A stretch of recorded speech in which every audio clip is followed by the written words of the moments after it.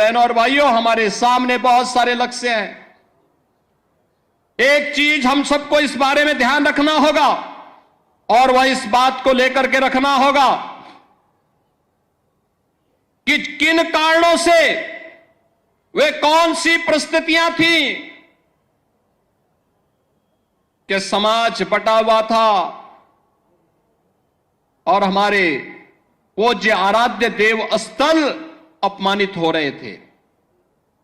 अगर हम जाति के नाम पर और तमाम अन्य वादों के आधार पर विभाजित रहेंगे तो इस प्रकार की अपमानजनक स्थितियों का सामना हम सबको निरंतर करना पड़ सकता है। और इसलिए आज की आवश्यकता वही है जो न केवल हमारे वर्तमान को बल्कि भविष्य को भी सुरक्षित रख सकता है। उस एकता के सूत्र में बांधने के लिए, राष्ट्रीय एकात्मता के लिए कार्य करने के संकल्प के साथ जब हम जुड़ेंगे, याद रखना, राष्ट्रीय एकात्मता की कड़ी मजबूत होगी, सनातन धर्म भी मजबूत होगा, देश भी मजबूत होगा, हम सब भी मजबूत होंगे।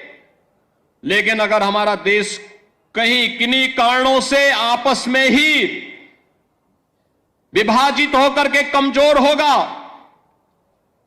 जातीयता की खाइयां चौड़ी होंगी, क्षेत्र और भाषाई आधार पर हम विभाजित होंगे, तो इसका खामियाजा सबसे पहले हमारे पूज्य धर्मस्थलों को ही भुगतना पड़ेगा, बहन और बेटियों को ही भुगतना पड़ेगा। उस प्रकार की स्थिति हम सबके सामने दोबारा न होने पाए। या एक नया संकेत भी, द्वादश प्रतिष्ठा का यह आयोजन हम सबको, प्रतिष्ठा द्वादशी का यह कार्यक्रम हम सबको इस नई प्रेरणा के साथ आगे बढ़ने के लिए प्रेरित कर रहा है। इस अवसर पर मैं आप सबसे यही आह्वान करूंगा, मैं यही आह्वान करूंगा कि प्रतिष्ठा द्वादशी हम सबको राष्ट्रीय एकात्मता को मजबूती प्रदान करने के लिए आह्वान कर रही है। और प्रधानमंत्री मोदी जी ने प्राण प्रतिष्ठा समारोह के दिन, आज के ठीक 1 वर्ष पहले, देशवासियों से यही आह्वान किया था कि राम तो हमारे लिए राष्ट्र के प्रतीक हैं, राम है तो राष्ट्र है और राष्ट्र है तो राम है। दोनों को अलग करके नहीं देखा जा सकता है, दोनों एक दूसरे के पूरक हैं। उत्तर से दक्षिण तक, पूरब से पश्चिम तक, इन्हीं आराध्य देवों के कारण आज वर्तमान भारत है।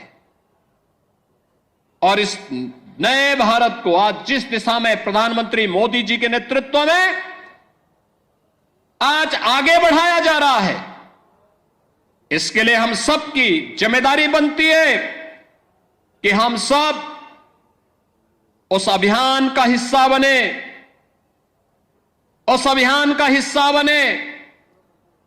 याद रखना, सत्य को अधिक दिनों तक कोई धुंधला करके नहीं रख सकता है।